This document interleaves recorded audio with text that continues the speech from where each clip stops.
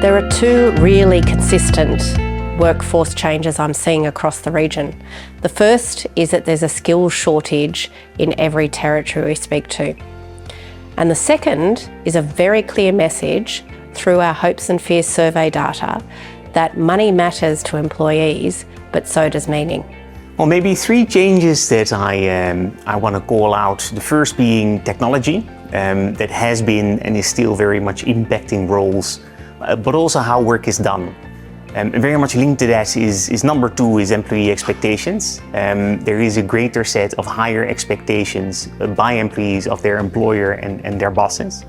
And obviously working from home during the pandemic has created a certain expectation that hybrid working is here to stay.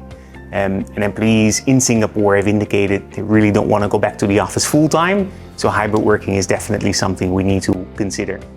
And then lastly, transformation. The pace of change is humongous, whether it's digital transformation, ESG transformation. There is a need for organizations to be agile and nimble and build that capability in their employees as well. In the past few years, we have observed the rise of digitization in almost every sector of industry in Indonesia. One of the biggest challenges is not about shortage of workforce, but shortage of specific skills in specific areas. Results of a research conducted stating that one of the biggest impediment of upskilling in Indonesia is the capacity to learn new technical skills and digital skills, followed by the commitment and efforts of companies to provide the right trainings for their workforce.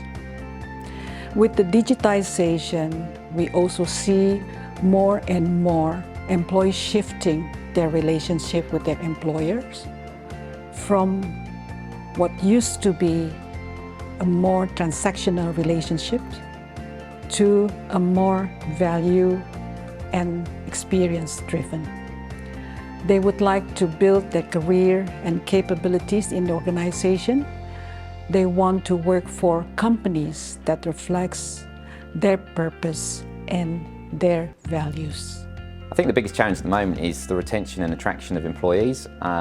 You combine that with also, we're seeing an exodus of employees overseas due to the high cost of living, and fundamentally we've therefore got a skills shortage. We're also grappling with new ways of working, so that sort of combination of hybrid working, people wanting to now work from overseas, either taking an extended leave or working overseas long term. And in addition to that, we've now got the gig economy to try and deal with. Well, in the past few years, we do see a trend for people to choose to work from home versus the office. And especially for the past 2 years, due to the COVID environment, more and more people have to stay from home to work. And even though the COVID has released, and we do see, like especially for Gen Z, they prefer to work in the locations that they prefer rather than in the office. But the employer may still want people to come back to the office to work. So there will be a hybrid of working models for the employee and the employer. There's been a lot of people moving in and out of Singapore. Most people were moving out till about a year ago.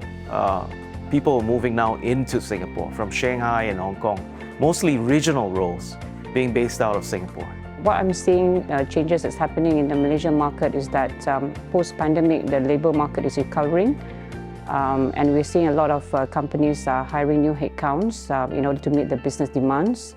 And we're also seeing that employees are both tempted and motivated to seek out new and better job opportunities. And what are the key drivers driving this? Basically, the three key drivers. Firstly, is in terms of attractive salary benefits, they're looking for that.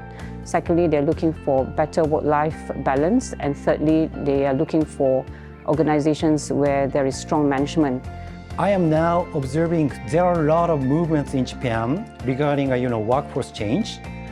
One of the interesting things I put emphasis on here is the more people are seeking different experience of business and different mindset and different skill sets in a timely manner. And therefore, people look for extra jobs and side business.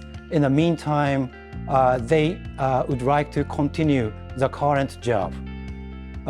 Actually, that is proved by the recent report of the cabinet office in Japan.